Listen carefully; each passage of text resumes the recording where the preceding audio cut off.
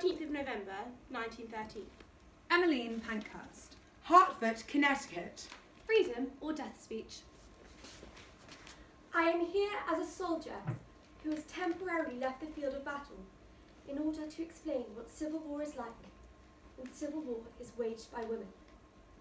I am not only here as a soldier, I am here as a person who, according to the law courts of my country, is of no value to the community at all. But since I am a woman, it is necessary to explain why we women have adopted these revolutionary methods. We women, in trying to make our case clear, urge upon the men in the audience the very simple fact, that women are human beings. You have two babies, very hungry and wanting to be fed. One is a patient baby and waits indefinitely until its mother is ready to feed it. The other is an impatient baby and cries lustily, screams and kicks, and makes everybody unpleasant until it has been fed. Well, we know perfectly well which baby is attended to first. That is the whole history of politics. You have to make more noise than anybody else. You have to make yourself more obtrusive than anybody else. You have to fill all the papers more than anybody else. In fact, you have to be there all the time to see that they do not snow you under. To those who don't support us, I say this. Women are to face this alternative. Either women are to have the right to vote, or women are to be killed. I urge you to help us win this fight, because if we win it, the future will be made easier for women all over the world. Sisters, do not lose faith. Trust in God. She will provide. That is the whole history of it. The government has to face this alternative. The government has to face this alternative. The government has to face this alternative. The government has to face this alternative. The government has to face this alternative. The government has to face this alternative. The government has to face this alternative. The government has to face this alternative. The government has to face this alternative. Women! The government has to face this alternative. The government has to face this alternative. Women must get the vote, or women must be killed. Women must get the vote, or women must be killed. Women must get the vote, or women must be killed. Women must get the vote, or women must be killed. Miss Davidson, please. Have a seat. Thank you, sir. Now, I've called you here today to discuss the results of your finals. As you know, here at St Hugh's you sat 3 exams in... English, sir. Yes, English. Well, you obtained a surprisingly pleasant grade for a young woman. A first-class honours, sir. Congratulations, Miss Davidson. Thank you, sir, very much. As you know, you won't be graduating with the rest of your class, so do keep that safe. Excuse me, sir. I won't be graduating with the rest of my class. Miss Davidson, you must be aware that Oxford degrees are closed to women. Well, yes, but I thought an exception might be made. I'm sorry, Miss Davidson, but it's out of the question. Women do not graduate from Oxford. That is the rule. That's not fair, sir. That, my dear girl, is life.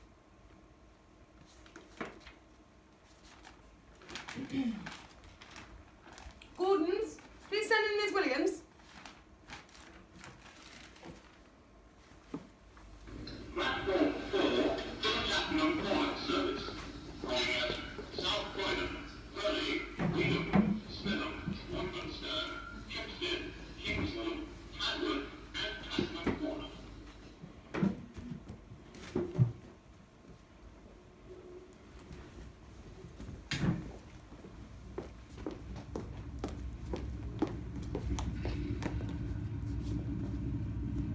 June. 1913. Epsom Derby Day. The atmosphere was intense. The race was building. We arrived to spread awareness of our opinions. The suffragette movement, the right to vote for women. We wanted to be seen. Be heard. Make an impact. Be listened to. Our plan was to be seen at the race. Among the crowd. Among us suffragettes was Emily Davidson.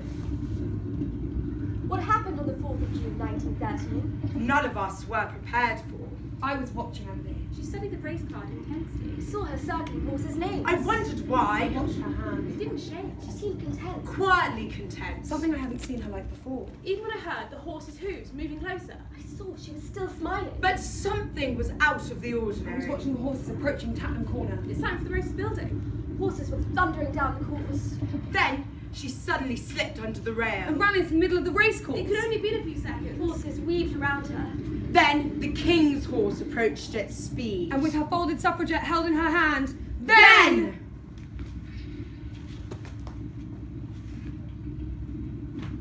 The King's horse in this unhappy incident is running third from last.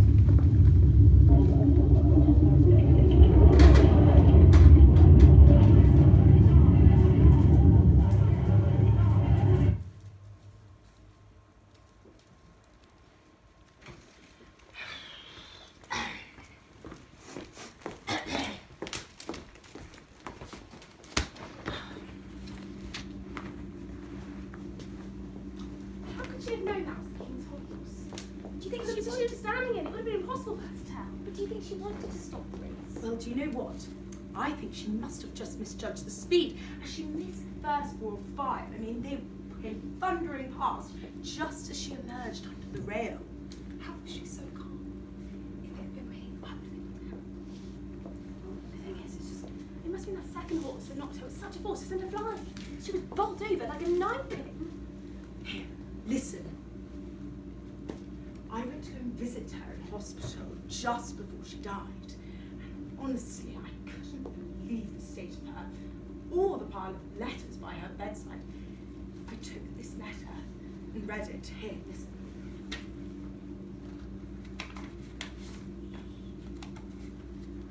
Dear Miss Davison, I consider you a person unworthy of existence in this world. I hope you suffer torture until you die, you idiot. Why don't your people find an asylum for you? Yours, an Englishman. Here's what I don't understand. Everyone's talking about the horse. I mean, I know the horse had to be put down, but I mean, she died.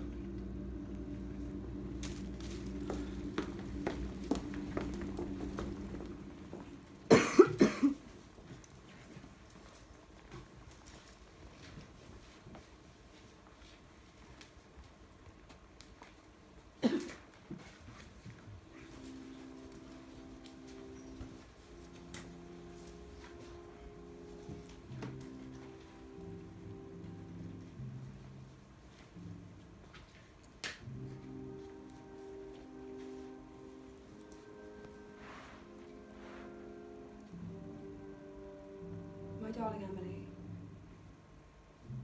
as I stand here, my heart is full of grief and agony. And the thought that you are so far away is giving me much misery and pain. Though I know you would not willfully cause me any unhappiness, and while it must have been some sudden impulse and excitement, I cannot commend you for your actions. They are the reason I am without you.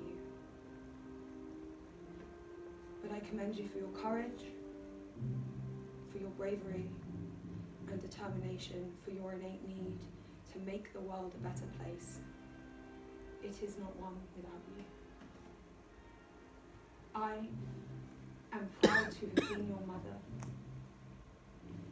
to have raised such a bright, strong young woman. With oceans of love, I will remember you. I will join the fight for equality in your name. And I will hold you in my heart, as I did in my arms when I brought you into this world, for the rest of my life. I lay a lily, the flower of restored innocence for you, my love. I hope you find peace.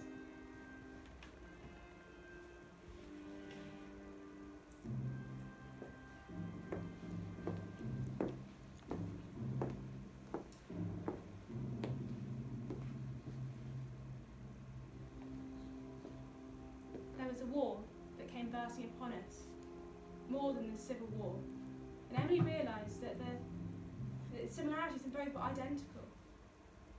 And she pursued the new fight for freedom.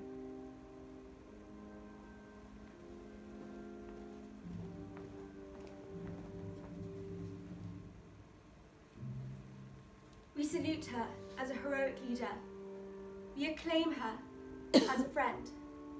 And we respect her as wise counsellor. We owe her a deep debt of gratitude, which we can best discharge by carrying on still further the cause to which she gave her life.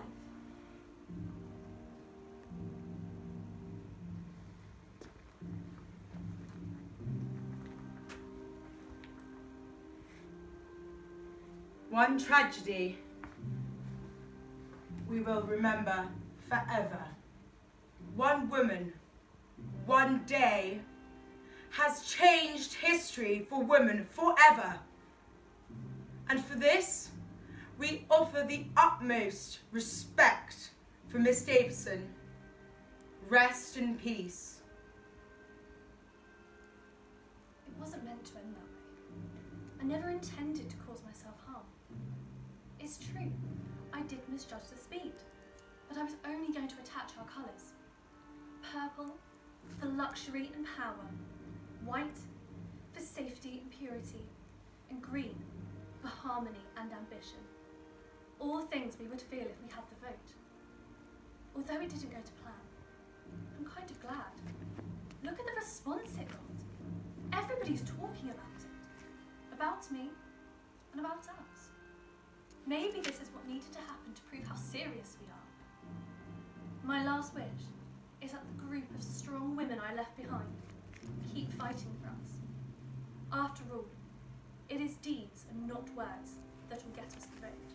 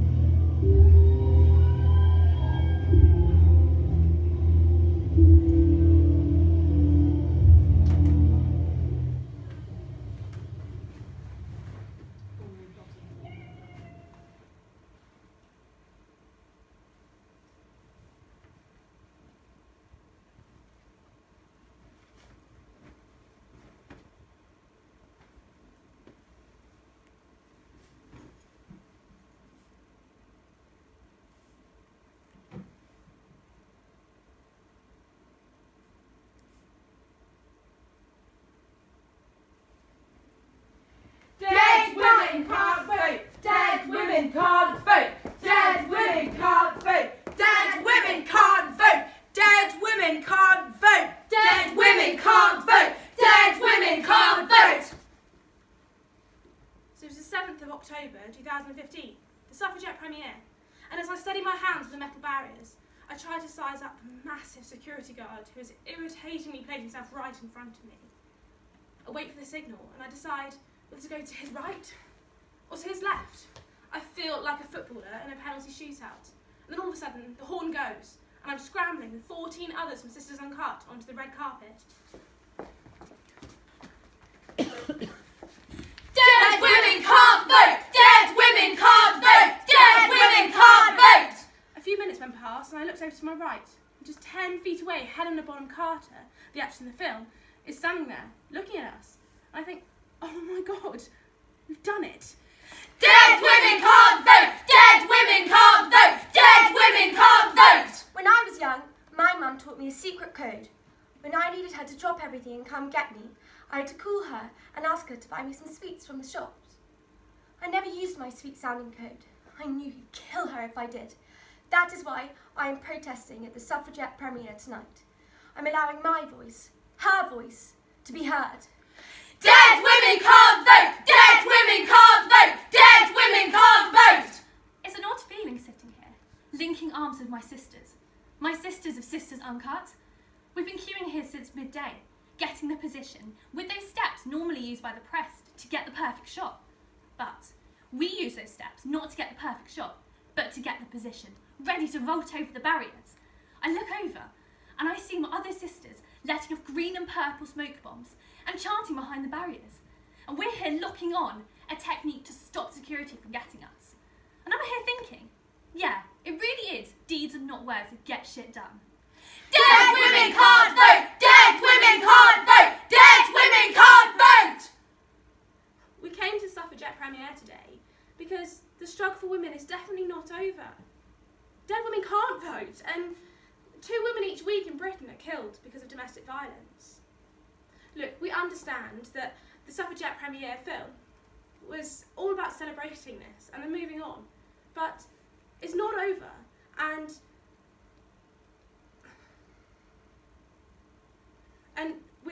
we came to the red carpet today and we stepped onto the red carpet very peacefully. And I don't think security guards knew quite what to do. They just came over and said, girls, girls, girls. And we said, no, we're not girls, we're women.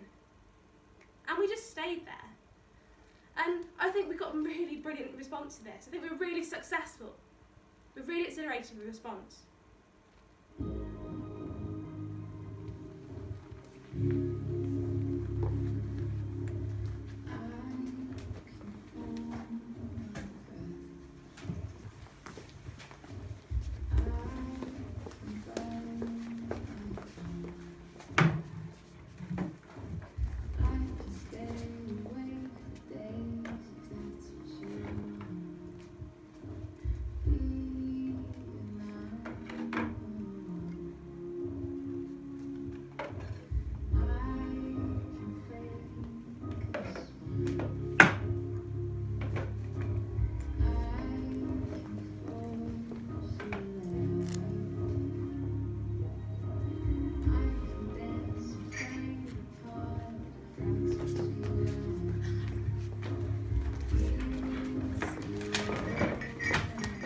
Last night was just incredible. I felt we did something quite proud. Oh my God, did you see here what Helena Bonham Carter said about us? She said she's glad their film has done something and that it's exactly what it's there for. If we feel strongly about something and there's an injustice, then we can really speak out and try and get something changed. Yeah, and I mean, look at this bit. Okay, so Ramallah Grice said, I haven't spoken to them, the protesters, guys, laptops, or heard their demands, but she says here that she's really happy to see the suffragette movement still alive and happening. And Carrie Mulligan said, hopefully this film will inspire everyone in the way they view the world. We are an unbalanced society, women and men, and films like this inspire conversations about how we can correct that imbalance. Guys, I think it's a step in the right direction for us. We've got so much good press about it. Butting! But I feel like we need to keep going. Does anyone know what we can do next? I think this is a nationwide issue. Have you heard that Portsmouth Council plan to cut £180,000 worth of funding to domestic violence services? That is awful. We should really intervene. Let's find out when Portsmouth Next Council meeting. Yeah, definitely. We should look into Portsmouth, but I think we need to make a bigger impact with our next protest action. Look, let's start with London. Let's start with the capital. We've done Leicester Square. Let's do Trafalgar. Love it! Square by square. Trafalgar Square. That's the one with the huge fountain, isn't it? We need to do something massive. Graffiti it with Sister Uncut colours. What? Green, white, purple.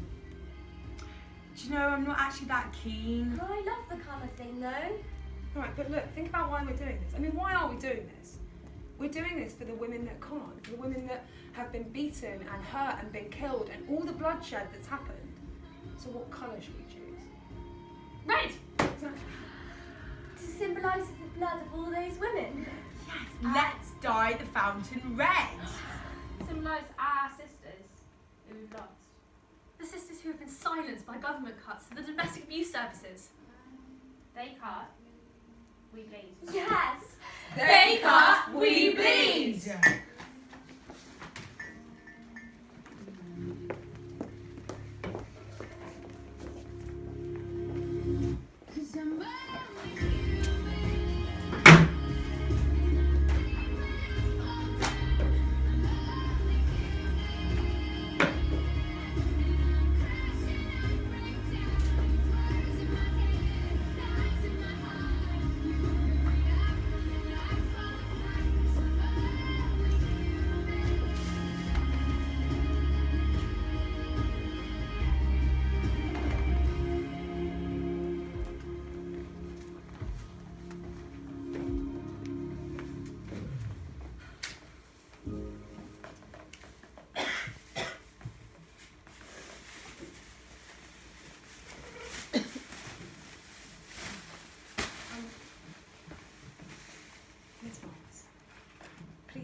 take us step by step through a full account of what's been happening. Again. How many times do you want me to go through it? And also, what's the bloody details matter anyway? Me and my child are being abused by this monster. Isn't that all you need to know? Miss Mars, we sympathise with your predicament, but you must understand we need to know the severity of your situation. Listen, as unfortunate as it is, we have women coming to us daily fleeing from domestic violence, and with the recent cuts that have been happening, we only have spaces for some. Hence, we must work out who is in danger as to those who are. As to those who what? Have only been abused a little bit? Oh, well that sounds completely fair. What? So if he nearly killed me, or nearly killed my child, then I'd be lucky enough to get a space here. What a completely fair system. Ms. Mars, I sympathise and I can see you're upset, but that's just how it is. The cuts have been made. All we can do is try and get by as best that we can. This is a load of bullshit. None of you have any compassion. All you care about is money, and I'm fed up with a lot of you. Haven't I been through enough? Miss Miles, I'll be frank with you. Your aggressive demeanour is not helping your case. I wish we could help, but there simply isn't enough facilities. I do hope you find somewhere. I'm sorry, Miss Miles, we can't help you today.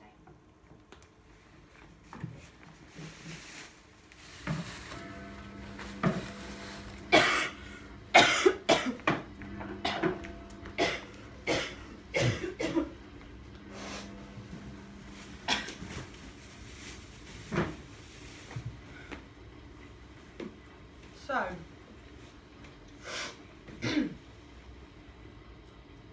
I had to leave my house in Oxford. Yeah, he just started to really threaten me and my child. So, yeah. Anyway, long short of it is I've been sleeping rough now for 2 years. I don't know what my future holds. I can't find accommodation anywhere, nowhere that will take me. They cut, we bleed! They cut, we bleed! They cut, we bleed! Austerity has ripped away every safety net for these women. So today, Sisters Uncut will be holding a march in remembrance of all the services we have lost. We take to the streets in an effort to push back against the violence being enacted upon us. We are here because it is time that our voices be heard. We are here to show that we are more than just statistics, and the red blood that pours through the fountain symbolises all of the bloodshed lost to domestic violence. Violence that goes unpunished and is endured without support. We are here because it is time for the government to hear our cries and make a change. They cut, we bleed. They cut, we bleed. They cut, we bleed. They cut, we bleed.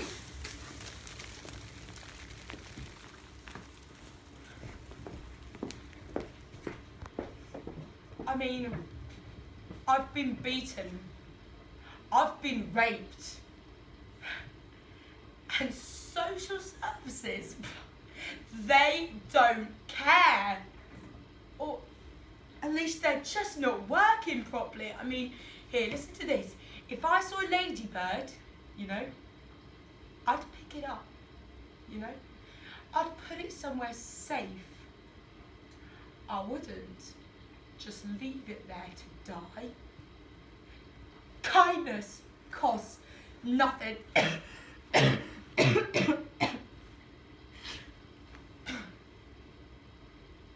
If I had 3 wishes, have somewhere to live, be treated like a human being,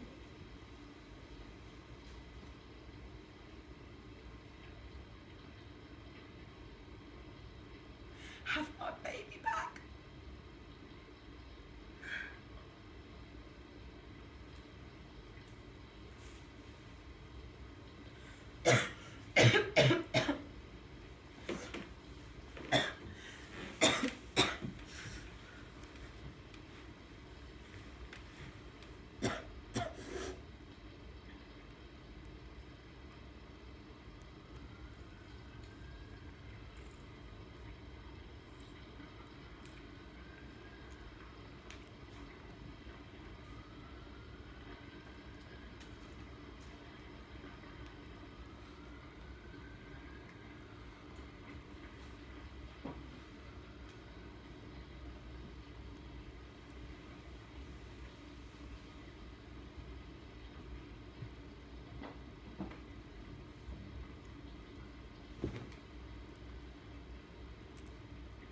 another sister gone.